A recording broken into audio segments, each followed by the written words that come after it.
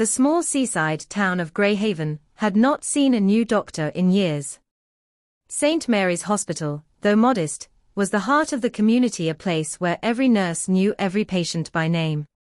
That all changed the day he arrived. A sleek black car pulled up to the hospital gates, and from it stepped Dr. Alexander Hayes, tall, poised, and dressed immaculately, with eyes that carried both confidence and melancholy. He had left behind the noise and chaos of New York, trading skyscrapers for sea air. But no one knew why. Inside the hospital, whispers spread faster than the morning coffee. "Have you seen the new surgeon? He's so handsome. I heard he worked in one of the biggest hospitals in the city." Nurse Olivia Carter, known for her professionalism, rolled her eyes. "We don't need charm," she muttered. "We need people who can actually handle the work." But her composure cracked the first time she met him. In the hallway, Alex turned, offering a polite smile. "Good morning. You must be Nurse Carter. I've heard you run this place better than anyone." Olivia blinked, caught off guard. "I just do my job, doctor." The first day was chaos. The emergency ward was full. A car crash had brought in multiple patients, and everyone scrambled to keep up. But Alex worked with astonishing focus. Calm under pressure, precise in his movements like a conductor leading an orchestra of life and death. When the last patient stabilized, the room went silent. Olivia looked at him, impressed despite herself. "You didn't even flinch," she said. "I've had practice," he replied simply, taking off his gloves. That night, as the hospital quieted and the sea whispered against the shore, Alex stood outside, staring into the dark horizon. He took a deep breath, his expression unreadable. "This time," he whispered to himself, "I won't fail." Weeks passed, and the new doctor became the town's hero. Patients adored him not just for his skill, but for his kindness. Children brought him drawings, elderly women baked him pies. But beneath his polite smile, there was a distance. Something heavy in his eyes, like a shadow that refused to fade. One evening, after a particularly long shift, Olivia found him alone in the staff room. The lights were dim, and the only sound was rain tapping against the windows. He was staring at an old photograph, him and a woman, both in white coats, smiling in front of a hospital. Olivia hesitated, then asked gently, "She looks nice." "A friend." He didn't look up. "Emily."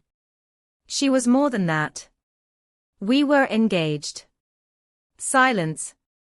"What happened?" Alex's voice grew quiet. "We were both surgeons in New York. One night, during a complicated procedure, something went wrong. The patient didn't make it. She blamed herself. I tried to convince her it wasn't her fault." He paused, swallowing hard. "The next morning, she was gone. Car accident. They said it was an accident. But I'll never know." Olivia's eyes softened. "So that's why you came here?" He nodded. "To start over. To try to remember what it feels like to help people again. To forgive myself." Olivia reached out, touching his hand briefly. "You don't have to carry it alone." For the first time, he looked at her, really looked. And in that quiet moment, something fragile, but real began to form between them. From that night on, they worked differently. Together. In the operating room, they moved as one, her anticipation meeting his precision. The staff began to notice. "They're quite the team," Mrs. Jenkins whispered. "Something's going on there," another nurse replied with a grin. But neither of them spoke about it. They didn't have to. It was late autumn when the storm came. Wind roared through the town, lightning split the sky, and the hospital was packed with emergencies. At 11:47 p.m., an ambulance screeched into the parking lot. Inside was a 10-year-old boy unconscious, losing blood fast. Internal injuries. The chances were slim. When Alex saw the chart, his face went pale. The injury pattern identical to the case that had destroyed him years ago. Olivia noticed. Alex. He shook his head. I can't do this. Not again. She stepped closer, gripping his arm. Yes, you can. You've spent years running from this, but this boy needs you now. If Emily were here, what would she tell you? He closed his eyes, trembling. Then, slowly, he nodded. They rushed into surgery. The storm howled outside, rain pounding against the glass, but inside everything slowed. His hands stopped shaking. His focus returned. Hours passed. The monitors beeped, the lights flickered, but he didn't falter once. And then, at 3:26 a.m., the monitor gave a steady, rhythmic sound. We have a pulse, Olivia whispered. Alex froze, then let out a breath that felt like release. He's going to live. Everyone in the room exhaled in relief. Some even cheered softly. Afterward, as the hospital settled into silence, Alex went outside. The storm had passed. The sky was beginning to lighten, streaks of dawn breaking through the clouds. Olivia joined him, handing him a cup of coffee. I knew you'd do it, she said. We did it, he corrected. They stood together, watching the sunrise over the ocean. I used to think I could never forgive myself, Alex said quietly. But maybe healing others is how I start healing too. Olivia smiled. You know, the town really likes you. Because I saved a boy's life. Because you're the only doctor who makes everyone's heart rate go up literally. He laughed, really laughed, for the first time in years. And as the light washed over the quiet town of Grayhaven, Dr. Alexander Hayes finally let go of the past. He wasn't just the handsome doctor anymore. He was a man who had learned that even the deepest wounds can heal if you let someone in. The weeks at St. Mary's passed in a blur of early mornings, endless patients, and late-night emergency calls. Dr. Alexander Hayes was everything the hospital had needed: skilled, calm, and endlessly patient. He never raised his voice, never lost his temper, and somehow always seemed to have time for everyone. Yet despite his charm, there was something distant about him. He smiled, but never laughed. He spoke kindly, but never personally. And whenever someone tried to ask about his past, his gaze would drift away like he was looking through a window only he could see. The rain was coming down hard outside, and the corridors of St. Mary's had grown quiet. Most of the nurses had gone home, but Olivia Carter was still there finishing up paperwork, her hair falling loose from a long shift. When she walked into the lounge, she froze. Alex was there, sitting alone at one of the small round tables, still in his scrubs.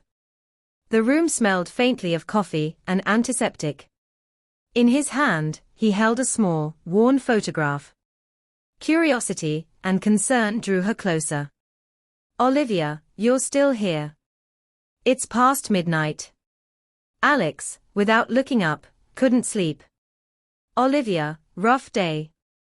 Alex, something like that. She noticed the photo in his hand, a young woman with chestnut hair, standing beside Alex in a white coat. Both were smiling, bright and alive. Olivia, she looks kind. A friend. He was quiet for a moment, then placed the photo face down on the table. Alex, her name was Emily. She was more than a friend. Olivia, your wife? Alex shakes his head, softly, fiancé. We were both surgeons in New York. He leaned back, eyes distant. The hum of the rain filled the silence. Alex, she was brilliant. The kind of person who made everyone around her better. We worked together for years, same hospital, same operating room. We were unstoppable. He smiled faintly, a sad, nostalgic smile. Alex, then one night, everything went wrong. Complicated heart surgery. We did everything we could, but the patient didn't make it. Olivia, that's not your fault. Alex, try telling that to someone who can't forgive herself. His voice cracked on the last word. Olivia didn't move, she just listened. Alex, she blamed herself. She stopped coming to work. I tried to help her, but she wouldn't talk to me. And then one morning, I got a call. Car accident. They said it was instant. He went quiet again, staring at his hands. Alex, I don't even remember the funeral. Just the sound of the machines. The silence afterward. A long pause. Olivia, that's why you left the city. Alex, I thought if I came somewhere quiet, somewhere far away, I could forget. But grief doesn't disappear, it just hides. Until something reminds you. Olivia hesitated, then said softly. Olivia, you can't save everyone, Alex. None of us can. He met her eyes for the first time. Alex, you sound like her. Olivia, smiling faintly, maybe she was right. The clock ticked in the background. For a moment, neither of them spoke. The tension was quiet, but real, fragile, human, healing. Finally, Alex sighed, running a hand through his hair. Alex, I didn't mean to dump that on you. Olivia, you didn't. You needed to say it. Alex, I guess I did. He gave a small, tired smile. Alex, thanks, Olivia. Olivia, for what? Alex, for listening. From that night on, something changed between them. They still worked side by side, still joked in passing, but there was a quiet understanding, an invisible thread connecting them. During surgeries, their teamwork became seamless. When one moved, the other followed instinctively, perfectly. The staff began to notice. Those two read each other's minds, someone whispered. It's like watching a dance, said another. But outside the operating room, they avoided the topic. Neither wanted to name what was growing between them. One afternoon, as they walked through the hospital garden between shifts, Olivia said casually. Olivia, you ever think about going back to New York? Alex, sometimes. But then I remember what I left behind. Olivia, and what you found here. He looked at her, a small smile playing on his lips. Alex, still figuring that out. For the first time in years, Dr. Hayes began to laugh again. Not the polite kind he used with patients, but real laughter, the kind that comes from somewhere deep inside. And every time he did, Olivia couldn't help but smile. But even as light returned to his eyes, the past wasn't done with him. Fate, or perhaps something larger, was waiting. Waiting for the moment when his past and his present would collide. And force him to face the one thing he had been running from all along. The storm arrived without warning. Dark clouds rolled in from the ocean, swallowing the coastline in sheets of rain. Lightning flashed over the town of Grayhaven, turning the hospital's white walls into momentary mirrors of silver light. Inside St. Mary's, the air was tense, a night shift that had already stretched too long, with staff running on caffeine and adrenaline. Dr. Alexander Hayes moved through the corridors with quiet focus. Despite the chaos outside, his presence remained calm, measured, almost unnaturally steady. Yet beneath the surface, something in him had begun to change. Weeks of working beside Olivia Carter had softened the edges of his solitude. The hospital, once just a place to hide, had become a home again, a space filled with purpose instead of ghosts. But fate rarely allows peace to linger for long. At 11:47 p.m., an ambulance tore through the storm and burst into the emergency bay. Paramedics rushed in with a young boy, pale, unconscious, bleeding badly. A car accident. His pulse was fading. Every second counted. As the team scrambled, Hayes froze. The injuries, the monitor readings, the desperate urgency, it was all too familiar. The memory hit him like a physical blow. Years ago, in another hospital, under different lights, he had stood in the same position and he had lost. For a moment, he couldn't breathe. The world around him blurred into noise, voices shouting, machines beeping, the storm pounding against the glass. All he could see was the face of another patient, another failure, another life he couldn't save. But then something shifted. The fear didn't vanish, but it stopped controlling him. He remembered why he had come to this quiet town, not to escape his past, but to learn how to live with it. He looked down at the boy, so small and fragile, and a quiet determination settled in his chest. He moved with precision, giving orders, guiding the team, every motion deliberate. His hands no longer trembled. The hours that followed were a blur of movement and focus, a battle against time and fragility. Outside, the storm raged with merciless force, but inside the operating room, there was a fragile kind of stillness. The only rhythm that mattered was the soft, uneven beeping of the heart monitor. At some point, no one could say when exactly, the tide turned. The bleeding slowed. The monitor steadied. The boy's heart, which had faltered again and again, began to find its rhythm. A weak pulse, then a stronger one. It was life, fragile, but real. When it was finally over, the room fell silent. Hayes stood still, his gloves streaked with blood, his breath slow and uneven. He looked at the monitor, then at the boy, and felt something break open inside him, not pain this time, but release. He didn't smile, he simply exhaled, as though letting go of a weight he had carried for years. Outside, the rain was beginning to ease. The storm clouds drifted toward the horizon, and a faint silver light began to touch the sky.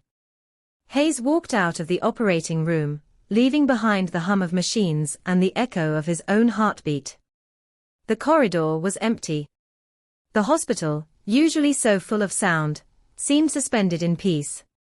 He found himself standing at the window overlooking the ocean.